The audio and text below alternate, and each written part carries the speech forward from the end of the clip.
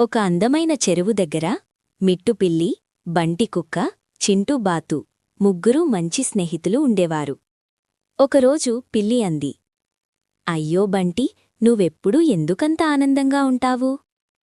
కుక్క నవ్వుతూ చెప్పింది, స్నేహితులుంటే ఆనందం ఆటోమేటిక్గా వస్తుంది.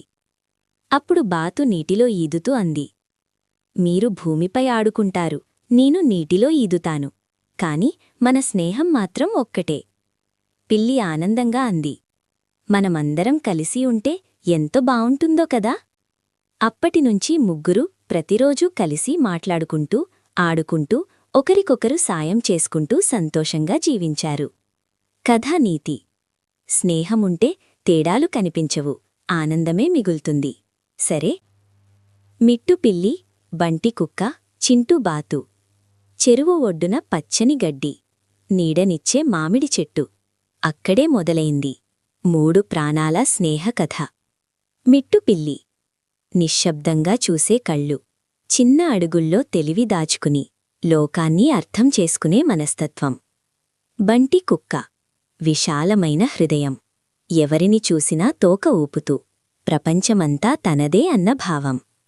చింటూ బాతు: నీటిలో ఈదే శరీరం, మనసులో మాత్రం ప్రశాంత సముద్రం, మాటలు తక్కువ, అర్థం ఎక్కువ. ఒక ఉదయం మిట్టు అంది, మనమంతా ఎంత భిన్నమో, నేను నేలపై, బంటి మనుషుల దగ్గర, చింటూ నీటిలో. బంటి నవ్వుతూ చెప్పాడు, భిన్నంగా ఉన్న మన గుండెల్లో భావం ఒక్కటే కదా.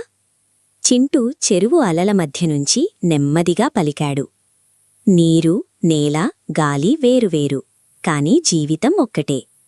వాన కురిసిన రోజు మిట్టు చెట్టెక్కి భయపడింది, బంటి కాపలాగా నిలబడ్డాడు. చింటూ నీటిలోంచి ధైర్యం చెప్పాడు. ఎండ మండిన మధ్యాహ్నం చింటూ అలసిపోయాడు, బంటి నీడ చూపించాడు. మిట్టు తన మౌనంతో తోడైంది.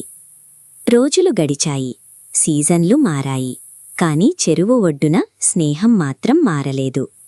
ఎవరూ పెద్దవాళ్లు కాదు, ఎవరూ చిన్నవాళ్లు కాదు, అక్కడ ఉన్నది నిజమైన నమ్మకం మాత్రమే.